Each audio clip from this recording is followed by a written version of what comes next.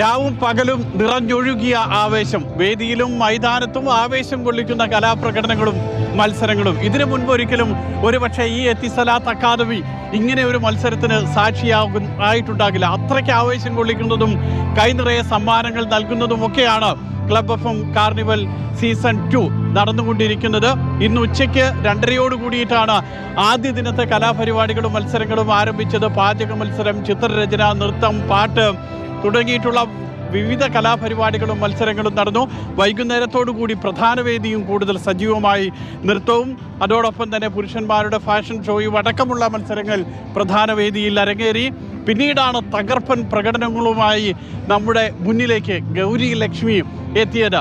അതിൻ്റെ ഒരു മാസ്മരിക പ്രകടനവും ആവേശവും ഒക്കെ ഈ വേദി നിറഞ്ഞ് ആസ്വദിച്ചു. ഇപ്പോഴും കലാപരിപാടികൾ നടന്നുകൊണ്ടിരിക്കുകയാണ്.